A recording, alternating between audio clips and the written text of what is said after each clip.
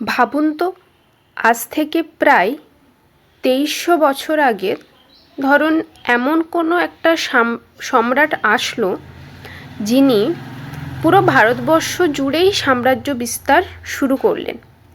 কিভাবে একজন যুবক তিনি শক্তিশালী সম্রাট হয়ে উঠলেন প্রাচীন ভারতের, তিনি কে ছিলেন, তার রাজনৈতিক মানচিত্র তার সময় কেমন ছিল ভারতবর্ষের, সেই সম্পর্কে আজকে আমরা জানব। আজ আমরা জানব ভারতের প্রথম বৃহৎ সাম্রাজ্য মৌর্য সাম্রাজ্যের অবিশ্বাস্য ইতিহাস সম্পর্কে। নমস্কার, আমি সাবরিন। আপনারা দেখছেন অ্যাসপিরেন্ট হিস্ট্রি গাইড। ইতিহাসকে সহজ ভাষায় এবং পরীক্ষার উপযোগীভাবে জানতে এখনই চ্যানেলটিকে সাবস্ক্রাইব করুন। চলুন তাহলে শুরু করি।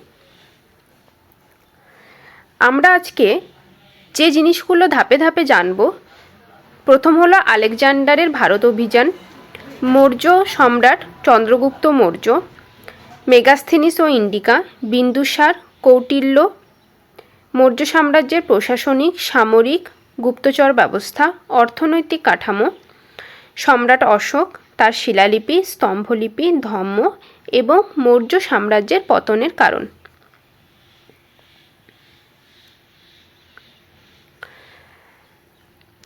প্রায় যদি দেখা যায় যে খ্রিস্টপূর্ব 4র্থ শতকে ভারতবর্ষ বহু ছোট বড় রাজ্যে বিভক্ত ছিল। তখনই মগধে নন্দ বংশের শাসন চলছিল। একই সময়ে উত্তর পশ্চিম ভারতে কিন্তু বৈদেশিক আক্রমণও হচ্ছে। তার ফিরে যাওয়ার পর রাজনৈতিক অস্থিরতা কিন্তু তৈরি হয় এবং এই পরিস্থিতিতে মৌর্য সাম্রাজ্যের উত্থান ঘটে।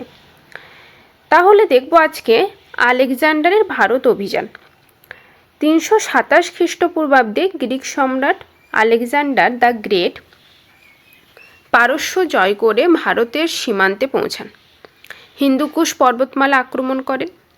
তারপর তিনি সিন্ধু নদী পার হয়ে পাঞ্জাব অঞ্চলে প্রবেশ করেন। সেখানে কে ছিলেন? রাজা অম্ভি। অম্ভি বিনা যুদ্ধেই তাকে উপঢৌকন পাঠিয়ে আত্মসমর্পণ করে নেন। যেই সিন্ধু নদী পার করছেন সেই সময় রাজা ছিলেন অম্ভি। তিনি আগে থেকেই ভয় পেয়ে যান এবং ভাবেন যে বৈদেশিক আক্রমণ থেকে কিভাবে রক্ষা পাবো, তার আগেই তিনি উপঢৌকন পাঠিয়ে আলেকজান্ডারকে সন্তুষ্ট করেন। এটি কখন হয়? 327 খ্রিস্টপূর্বাব্দে। রাজা পুরু এর সাথে বিখ্যাত হিদাসপাসের যুদ্ধ বা হাইডেসপাসও বলা হয়, যেটি 326 খ্রিস্টপূর্বাব্দে হয়েছিল, সেটি সংঘটিত হয়। পুরু পরাজিত হলেও তার সাহসিকতায় মুগ্ধ হয়েছিলেন আলেকজান্ডার এবং তাকে রাজ্য ফিরিয়ে দেন। কিন্তু তার সৈন্যরা আর পূর্ব দিকে অগ্রসর হতে চায়নি, অস্বীকার করে। যেটি হিদাসপাসের যুদ্ধকে আমরা ঝিলামের যুদ্ধ বলি, কারণ এটা ঝিলাম নদীতে হয়েছিল।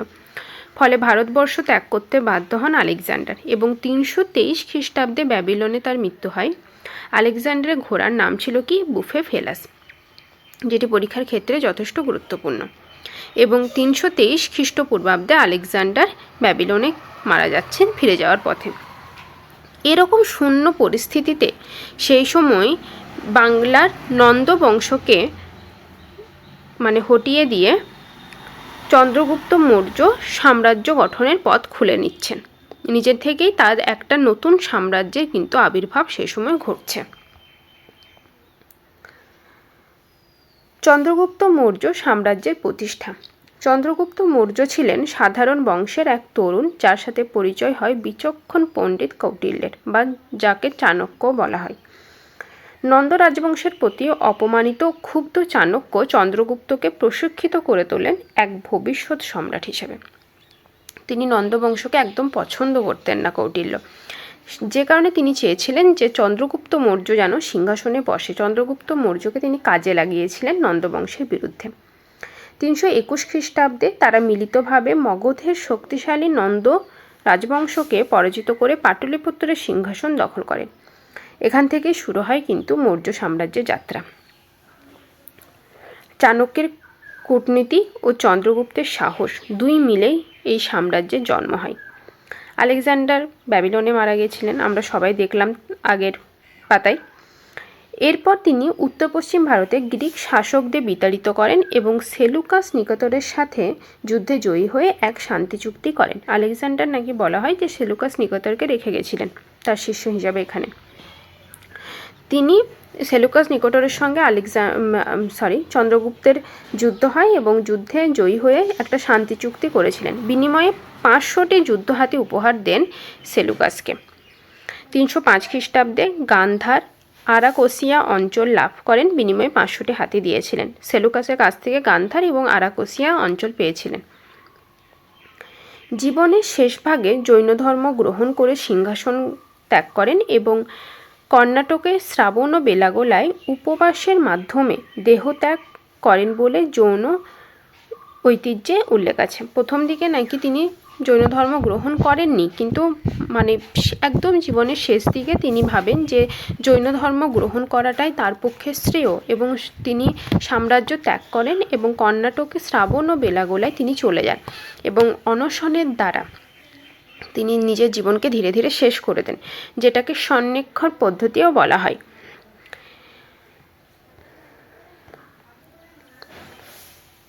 মেগাস্থিনিস কে ছিলেন? তিনি একজন গ্রিক দূত ছিলেন। আমরা সবাই জানি যে সেলুকাস নিকটরের দূত ছিলেন যিনি সেলুকাস ও চন্দ্রগুপ্ত চুক্তির পর আনুমানিক 304 থেকে 299 খ্রিস্টপূর্বাব্দে পাটলিপুত্রের রাজদরবারে দীর্ঘদিন অবস্থান করেন।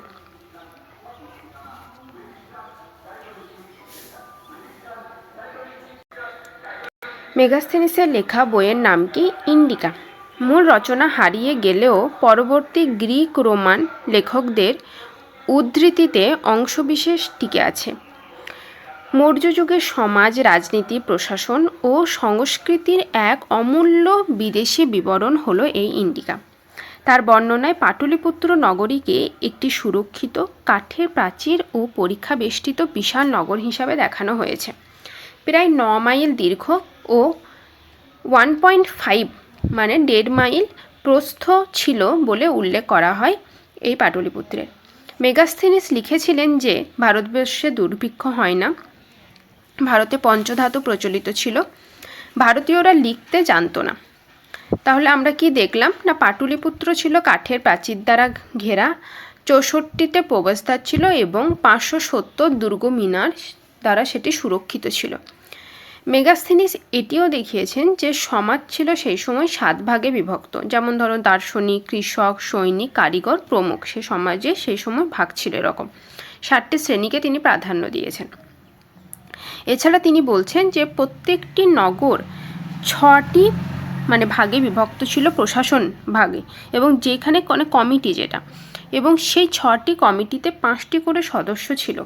কেমন ধরনের কমিটি? যেমন ধরো বাণিজ্যের জন্য একটা আলাদা কমিটি, শিল্পের জন্য আলাদা কমিটি, বিদেশি সংযোগের জন্য, বিদেশে লেনদেনের জন্য একটা আলাদা কমিটি, কৃষিকাজের জন্য একটা আলাদা কমিটি, গুপ্তচরের জন্য একটা আলাদা কমিটি, এরকমভাবে নাকি কমিটিতে ভাগ ছিল নগরের প্রশাসন।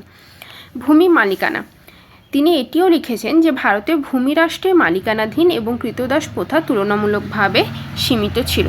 তাহলে আমরা দেখলাম যে দুর্ভিক্ষ ছিল না এটি বলেছেন, এবং বলেছেন যে কৃতদাসও কিন্তু ছিল না। আর এছাড়া বলছেন যে ভারতীয়রা নাকি লিখতে জানতো না। এরপর আসি সম্রাট বিন্দুসার। চন্দ্রগুপ্ত ও অশোকের মাঝের যে সেতুবন্ধন 297 থেকে 273 খ্রিস্টপূর্বাব্দ, এটি কে ছিলেন? এটি ছিলেন বিন্দুসার, সম্রাট বিন্দুসার। বিন্দুসার ছিলেন চন্দ্রগুপ্ত মৌর্যের পুত্র ও অশোকের পিতা। গ্রিক সূত্রে তাকে অমিত্রঘাত বা সূত্র নিধানকারী নামে অভিহিত করা হয়েছে, যা তার সামরিক সাফল্যের ইঙ্গিত দেয়। বিন্দুসার তাহলে কে ছিলেন? অমিত্রঘাত উপাধিতে ভূষিত ছিলেন। তার শাসনকাল দক্ষিণ ভারতের দিকে সম্প্রসারিত হয়। প্রায় সমগ্র উপমহাদেশ দূরবর্তী দক্ষিণের কিছু রাজ্য বাদে মৌর্য অধীনে আসে বলে ঐতিহাসিকরা মনে করেন। প্রায় 24 বছর তিনি রাজত্ব করেছিলেন। তিনি সিরিয়ার রাজা অ্যান্টিওকাস প্রথমের কাছে কূটনৈতিক সম্পর্ক বজায় রাখেন এবং গ্রিক দার্শনিক পাঠানোর অনুরোধ জানিয়েছিলেন বলেও শোনা যায়। এখান থেকে প্রশ্ন আসে যে বিন্দুসার বা কোন মৌর্য সম্রাট দার্শনিক পাঠানোর জন্য অনুরোধ করেছিলেন সিরিয়া রাজাকে?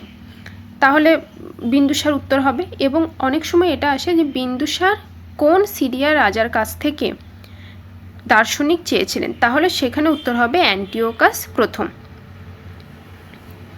তার রাজত্বকালে তক্ষশিলায় বিদ্রোহ দমনে তরুণ অশোককে পাঠিয়েছিলেন। তখন অশোক ছোট ছিল, মানে ছোট বলতে প্রাপ্তবয়স্ক ছিল, তো তখন তরুণ অশোককে পাঠানো হয়েছিল তক্ষশিলায়, যা পরবর্তী মৌর্য সম্রাট হিসেবে অশোকের প্রশাসনিক অভিজ্ঞতার ভিত্তি তৈরি করে। তাহলে বিন্দুসার অমিত্রাঘাত, দক্ষিণ ভারতের তার সম্প্রসারণ, সিরিয়া রাজা অ্যান্টিওকাস প্রথমের সঙ্গে তিনি কূটনৈতিক সম্পর্ক স্থাপন করেন এবং দার্শনিক পাঠানোর কথা বলেন, এবং তার সময় অশোককে তিনি তক্ষশিলা পাঠিয়েছিলেন বিদ্রোহ দমনের জন্য। এরপর আসি কৌটিল্য অর্থশাস্ত্র। মানে কৌটিল্য ছাড়া মৌর্য সাম্রাজ্যের ইতিহাসের একটা অংশ আমরা পড়িই না, মানে কৌটিল্য এতটাই ইম্পর্টেন্ট মৌর্য সাম্রাজ্যের ক্ষেত্রে। রাষ্ট্রনীতির প্রাচীনতম বিজ্ঞান গ্রন্থ বলা হয় এই অর্থশাস্ত্রকে। নাম শুনে মনে হবে অর্থশাস্ত্র মানে কতই না অর্থনৈতিক জিনিস নিয়ে লেখা, কিন্তু এখানে অর্থনৈতিকের মানে রাজনৈতিক প্লাস অর্থনৈতিক সমস্ত কাঠামোগুলোই তুলে ধরা হয়েছে মৌর্য সাম্রাজ্যের। কে ছিলেন এই কৌটিল্য? তিনি চাণক্য বা বিষ্ণুগুপ্ত নামেও পরিচিত ছিলেন। তক্ষশিলা বিশ্ববিদ্যালয়ের পণ্ডিত ছিলেন এবং চন্দ্রগুপ্তের প্রধানমন্ত্রী ও রাজনৈতিক গুরু ছিলেন। অর্থশাস্ত্র গ্রন্থ রাষ্ট্র পরিচালনা, অর্থনীতি, কূটনীতি ও যুদ্ধনীতি নিয়ে লেখা 15 অধিকরণ ও প্রায় 180 প্রকরণে বিভক্ত এই বিশ্বকোষ। তাহলে রাষ্ট্র নিয়ে কথা বলতো, অর্থনীতি, রাজনীতি, কূটনীতি, যুদ্ধনীতি সবই। সপ্তাঙ্গ থিওরি রাষ্ট্রের 7টি অপরিহার্য 7 অপরিহার্য উপাদান নির্দেশ করে। যেমন বলেছিলেন তিনি যে রাজ্য পরিচালনা করতে গেলে 7টি উপাদান দরকার। যেমন মেগাস্থেনি সমাজকে 7টি ভাগে ভাগ করেছিলেন, সমাজে 7 প্রকার লোক থাকবে, যেমন দার্শনিক, কৃষক, বণিক এরকম। তেমনি কৌটিল্যের অর্থশাস্ত্রে বলা হয়েছে যে সাম্রাজ্য বা রাজ্য পরিচালনার জন্য এগুলো খুবই প্রয়োজন। কি না 7টি তত্ত্ব দিয়েছিলেন। রাজা থাকতে হবে, অমাত্য বা মন্ত্রী থাকতে হবে, কোষ থাকতে হবে, মানে কোষ মানে হচ্ছে কোষাগার, কোষাগার থাকতে হবে, জনপদ থাকতে হবে, দুর্গ থাকতে হবে, দণ্ড এবং মিত্র। তার যে মণ্ডল নীতি, কৌটিল্যের মণ্ডল নীতিতে কি বলা হচ্ছে যে শত্রুর শত্রু মিত্র বা প্রতিবেশীর প্রতিবেশীকে মিত্র ধরায় তিনি মত দিয়েছিলেন। চতুরুপায় নীতি শত্রু মোকাবেলার 4টি কৌশল তিনি বর্ণনা করেছিলেন। সাম, দাম, দণ্ড অ্যান্ড ভেদ। এটা আমরা জানি যে সাম, দাম, দণ্ড, ভেদ কে দিয়েছিলেন না কৌটিল্য বলেছিলেন যে সন্ধি করতে হবে, দান করতে হবে, ভেদ মানে বিভেদ সৃষ্টি করো, এবং দণ্ড দাও, শক্তি প্রয়োগ করো। মৌর্য সাম্রাজ্যের প্রশাসনিক কাঠামো কেন্দ্রীয় শাসন, সেন্ট্রালাইজড ছিল এটা। রাজা ছিলেন সর্বোচ্চ ক্ষমতার অধিকারী, তাকে সাহায্য করত একটি মন্ত্রী পরিষদ এবং অমাত্যগণ। প্রাদেশিক বিভাজন সাম্রাজ্য 4 থেকে 5টি প্রদেশে বিভক্ত ছিল। যদি দেখা যায় তাহলে প্রথমে ছিল 4টি প্রদেশে বিভক্ত এবং পরে অশোকের সময় আরেকটি প্রদেশ যোগ হয় এবং 5টি প্রদেশে বিভক্ত হয়। উত্তরাপথ যেটা মেন সেন্টার ছিল তক্ষশিলা, দক্ষিণাপথ যেটা ছিল সুবর্ণগিরি বা স্বর্ণগিরি, অবন্তী যেটা উজ্জয়িনী মেন সেন্টার, প্রাচ্য পাটলিপুত্র এবং তোষালি মেন সেন্টার কে ছিল কলিঙ্গ। রাজপুত্র বা কুমারদের দ্বারা এই প্রশাসনিক বিভাজন সামলানো হতো, এই প্রদেশগুলোকে সামলানো হতো কে না কুমার বা রাজপুত্র। আচ্ছা, একটি জিনিস বলি যে এখানে বি.এন. মুখার্জি, যতীন্দ্রনাথ মুখার্জি এবং রমিলা থাপারও এই জিনিসটাকে কিন্তু বিশ্বাস করেছেন যে মেট্রোপলিটন সিটি, তারপর কোর এরিয়া এবং পেরিফেরাল রিজন মানে আঞ্চলিক শক্তি, এইভাবে কিন্তু মৌর্য সাম্রাজ্যের কাঠামোকে বিভক্ত করা ছিল।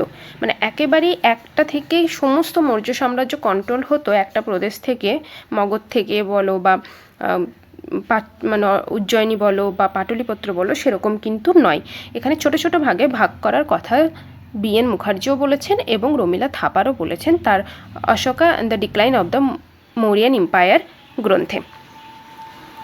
স্থানীয় শাসন গ্রাম পর্যায়ে গ্রামিক, জেলা পর্যায়ে স্থানিক এবং সমাহর্তা যিনি রাজস্ব অধিকার করতেন, রাজস্ব কালেক্ট করতেন ও প্রশাসন দেখাতেন, এদের উল্লেখ আছে মৌর্য সাম্রাজ্যের প্রশাসনিক কাঠামো।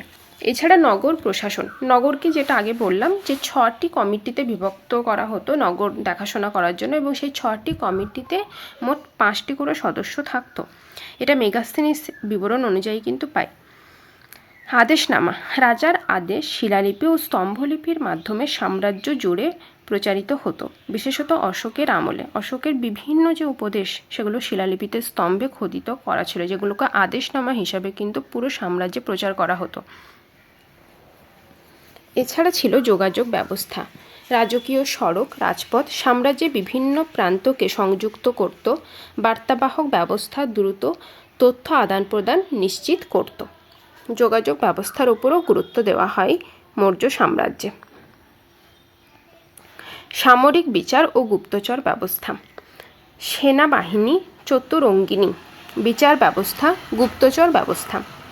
সেনাবাহিনীতে কি কি ছিল সেখানে আমরা একটু লক্ষ্য করি। পদাতিক বাহিনী ছিল, অশ্বারোহী বাহিনী ছিল, রথবাহিনী ছিল, হস্তি বাহিনী ছিল। পদাতিক বিশাল সংখ্যায় ছিল।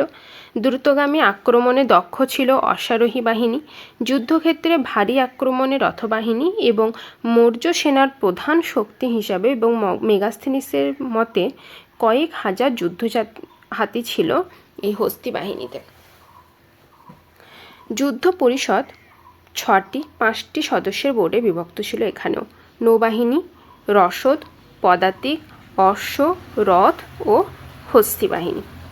বিচার ব্যবস্থা কেমন ছিল? 2 ধরনের কিন্তু এখানে আদালত ব্যবহার করা হতো, একটা দেওয়ানি, একটা ফৌজদারি। দেওয়ানি আদালতকে বলা হতো ধর্মস্থয়ী আদালত এবং ফৌজদারিকে বলা হতো কণ্টক শোধন আদালত। ধর্মস্থয়ী আদালত ব্যক্তিগত বিরোধ, যেমন সম্পত্তি, বিবাহ, উত্তরাধিকার, এটা হচ্ছে দেওয়ানি আদালত বা ধর্মস্থয়ী আদালত দেখাশোনা করত। আর কণ্টক শোধন আদালত ফৌজদারি, রাষ্ট্রবিরোধী কার্যকলাপ, রাজার বিরুদ্ধে কেউ কথা বলল, কেউ ষড়যন্ত্র করছে, এরকম ধরনের যে বিচার ব্যবস্থাগুলো হতো সেটা কণ্টক শোধন আদালতে হতো।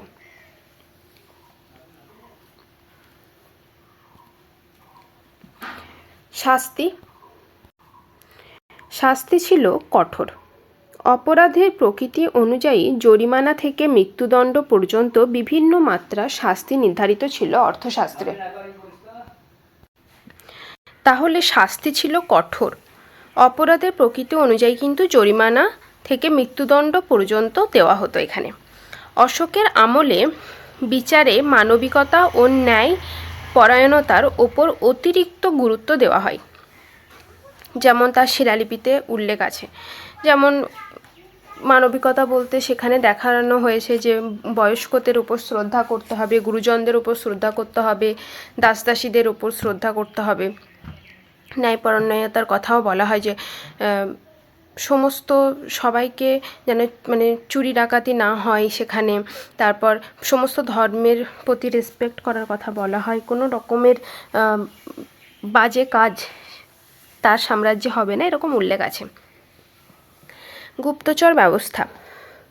কৌটিল্যের প্রবর্তিত সুবিস্তৃত গুপ্তচর নেটওয়ার্ক গৌড়পুরুষ প্রশাসনের স্বচ্ছতা ও নিরাপত্তা নিশ্চিত করত। গুপ্তচররা বণিক, সন্ন্যাসী, ছাত্র, গৃহস্থ প্রভৃতি ছদ্মবেশে সমাজে মিশে থাকত ও সরাসরি রাজ্যকে তথ্য দিত।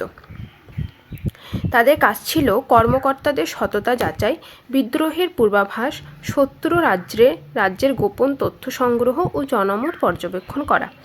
স্থানীয়, কেন্দ্রীয় বা সঞ্চার মানে ভ্রাম্যমাণ 2 ধরনের গুপ্তচর থাকতো। মানে একটা রাজ্যেই থাকতো, সাম্রাজ্যেই থাকতো কেন্দ্রীয়, এবং একটা ছিল ভ্রাম্যমাণ, মানে ঘুরে ঘুরে বেড়াতো এবং তথ্য সংগ্রহ করে সেটা সম্রাটকে এসে দিয়ে যেত। এরকম 2 ধরনের গুপ্তচরের কথা আমরা দেখতে পাই। এরপর আসি অর্থনৈতিক কাঠামো, কৃষি ও বাণিজ্য।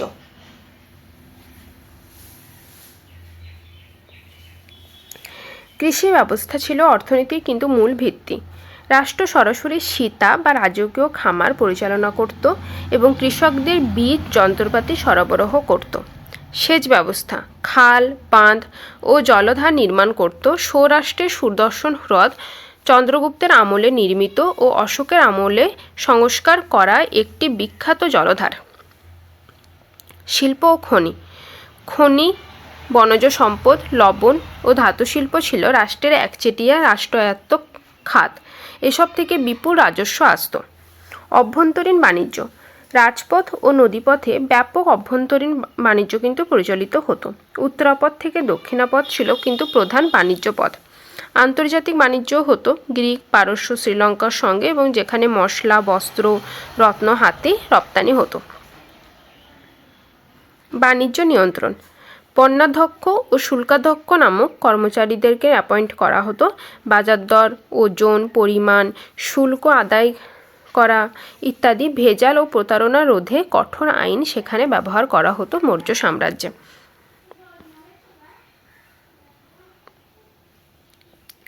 অর্থনৈতিক কাঠামো, রাজস্ব ও মুদ্রা ব্যবস্থা। ভূমি রাজস্ব বা ভাগ ছিল রাষ্ট্রের আয়ের প্রধান উৎস। সাধারণত উৎপাদনের 1/4 থেকে 1/6 অংশ কর হিসাবে আদায় করা হতো। জমির উর্বরতা ও সেচ সুবিধার উপর ভিত্তি করে হার নির্ধারিত হতো। তাহলে উৎপাদনের কত অংশ ছিল কর, রাজস্ব? 1/4 থেকে 1/6। সমাহর্তা, রাজস্ব যারা কালেক্ট করতেন, সংগ্রহ করতেন, তাকে বলা হতো। আর সন্নিধাতা, রাজকোষ যারা দেখাশোনা করতেন। এছাড়া বাণিজ্য, শুল্ক, খনি রাজস্ব, বন রাজস্ব, জরিমানা থেকেও আয় আসত। মুদ্রা ব্যবস্থা। সে সময় পণ ও মাসক বলে দুটো মুদ্রা প্রচলিত ছিল। রূপোর মুদ্রাকে পণ এবং মাসক বলা হতো তামার মুদ্রাকে। যার রাষ্ট্রীয় টাকশালে লক্ষণাধ্যক্ষের অধীনে তৈরি হতো।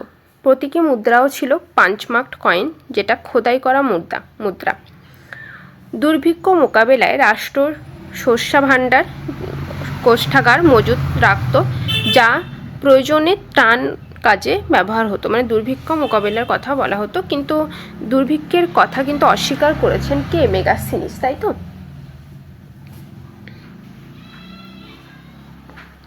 এরপর আসি সম্রাট অশোক ও কলিঙ্গ যুদ্ধ। অশোক কে ছিলেন? চন্দ্রগুপ্তর ছেলে এবং চন্দ্রগুপ্তর পৌত্র এবং বিন্দুসারের ছেলে, যিনি 273 খ্রিস্টপূর্বাব্দে সিংহাসনে বসেছিলেন, কিন্তু তার রাজ্যাভিষেক হয়েছিল 269 খ্রিস্টপূর্বাব্দ থেকে। তিনি খুবই উগ্র একজন শাসক ছিলেন কলিঙ্গ যুদ্ধের আগে, যে কারণে তাকে চণ্ড অশোক বলা হতো।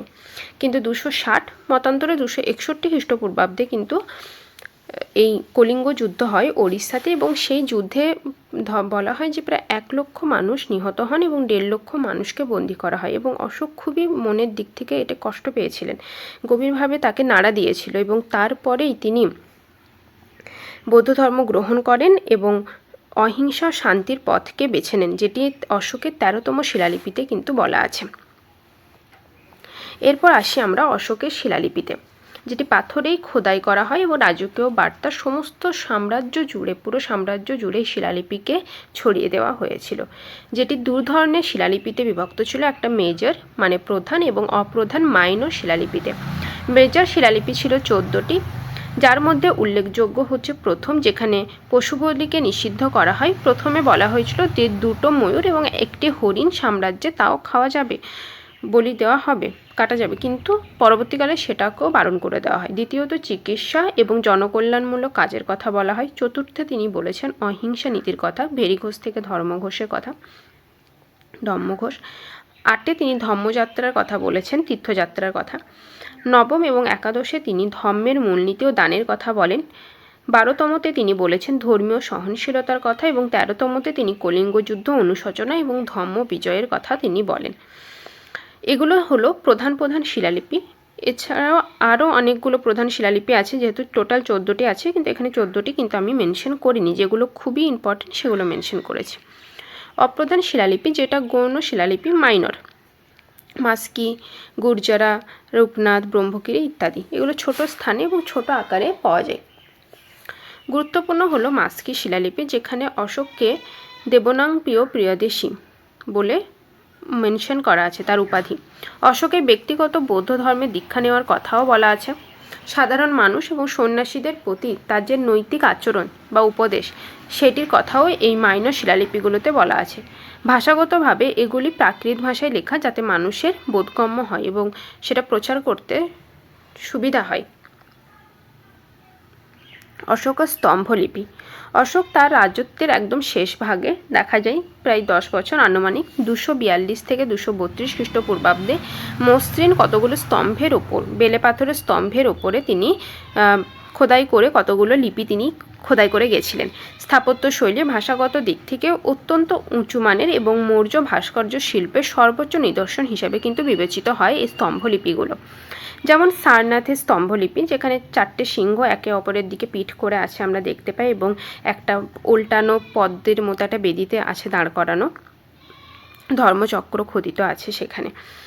এছাড়া 7টি প্রধান স্তম্ভলিপি যদি আমরা দেখি তাহলে দিল্লি মিরাট, দিল্লি টোপরা, এলাহাবাদ, তারপরে লোরিয়া নন্দনগড়, লোরিয়া আরারাজ, রামপুরওয়া এবং সাঁচিতে এই 7টি স্তম্ভলিপি আমরা দেখতে পাই, যেগুলো ভেরি ভেরি ইম্পর্টেন্ট।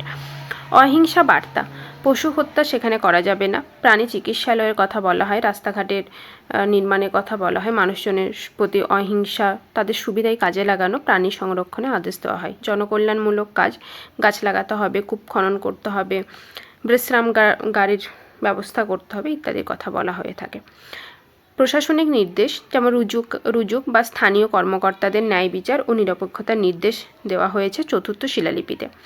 এছাড়া ধর্ম মহামাত্রা, যে ধর্ম প্রচারক কর্মকর্তাদের নিয়োগ ও তাদের কর্তব্য বিস্তারিতভাবে বর্ণিত আছে তার অশোকের স্তম্ভলিপিতে। অশোকের ধর্ম বা নৈতিক শাসন নীতি। ধর্ম কোনো নির্দিষ্ট ধর্ম নয়, এটি একটি সর্বজনীন নৈতিক আচরণবিধি যা অশোক তার শিলালিপি ও স্তম্ভলিপির মাধ্যমে সাম্রাজ্য জুড়ে প্রচার করেছিলেন। অহিংসা, সহনশীলতা, সামাজিক কল্যাণ, শিলালিপি প্রচার, ধর্ম মহামাত্র এবং বৌদ্ধ ধর্ম প্রসারের কথা তিনি বলেন তার নৈতিক শাসন নীতিতে। এখন মৌর্য সাম্রাজ্যের পতনের কারণ কি? অবশ্যই দুর্বল উত্তরসূরি। অশোকের মৃত্যুর পর খুব তো যোগ্য, অশোকের মতো যোগ্য কেউ আসতে পারেনি। উত্তরাধিকার দ্বন্দ্ব, রাজপরিবারে নিজেদের মধ্যে একটি দ্বন্দ্ব দেখা যায় যে কে এরপরে সাম্রাজ্য অধিকার করবে। অর্থনৈতিক সংকট দেখা দেয়। এই অর্থনৈতিক সংকট কিন্তু রমিলা থাপারও স্বীকার করেছেন তার Ashoka and the decline of the Mauryan empire গ্রন্থে। অর্থনৈতিক সংকট ছিল একটি মৌর্য সাম্রাজ্যের অন্যতম ধ্বংসের কারণ। প্রাদেশিক বিদ্রোহ দেখা দেয়। ব্রাহ্মণ্য প্রতিক্রিয়া, কারো কারো মতে অশোকের বৌদ্ধ ঘেঁষা নীতির প্রতি রক্ষণশীল ব্রাহ্মণ সমাজ কিন্তু অসন্তুষ্ট ছিল এবং পুষ্যমিত্র শুঙ্গের অভ্যুত্থান 185 খ্রিস্টপূর্বাব্দে সেনাপতি পুষ্যমিত্র শুঙ্গ মৌর্য সম্রাট বৃহদ্রথকে হত্যা করে শুঙ্গ রাজবংশ তিনি প্রতিষ্ঠা করেছিলেন। তাহলে এইগুলো হলো কি না, একটা মৌর্য সাম্রাজ্যের বিশাল আয়তন, উত্তরসূরি যারা ছিলেন তারা ছিলেন দুর্বল, অর্থনৈতিক সংকট দেখা দেয়, নিজেদের মধ্যে দ্বন্দ্ব দেখা দেয়, ব্রাহ্মণ যারা ছিলেন তারা অসন্তুষ্ট ছিলেন অশোকের ওপর, যেহেতু তারা বৌদ্ধ ধর্মের ওপর কাজ করছিলেন। তো এই সমস্ত কারণগুলোকে বলা হচ্ছে যে মৌর্য সাম্রাজ্যের পতনের একটি কারণ। মৌর্য সাম্রাজ্যের উত্তরাধিকার এক কেন্দ্রীভুক্ত ভারতকে একত্র করে প্রধান বিশাল সাম্রাজ্য গঠন, কৌটিল্যের রাষ্ট্রনীতি, অশোকের অহিংসা দর্শন কিন্তু আমাদের কাছে আজও প্রাসঙ্গিক।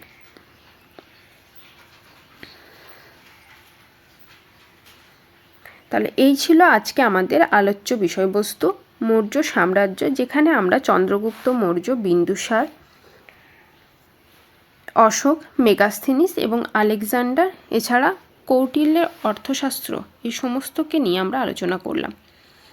চাণক্যের যে পরিকল্পনা, চন্দ্রগুপ্তের অসাধারণ নেতৃত্বে নন্দবংশের পতন এবং তারপরে বৃহৎ একটি সাম্রাজ্য গড়ে তোলা রাজধানী পাটলিপুত্রে, এছাড়াও সাম্রাজ্যকে বিভিন্ন প্রদেশে ভাগ করা, এ সমস্ত কিছু আজকে আমরা দেখলাম। যদি ভিডিওটি ভালো লেগে থাকে তাহলে অবশ্যই লাইক, সাবস্ক্রাইব এবং শেয়ার করে দেবেন।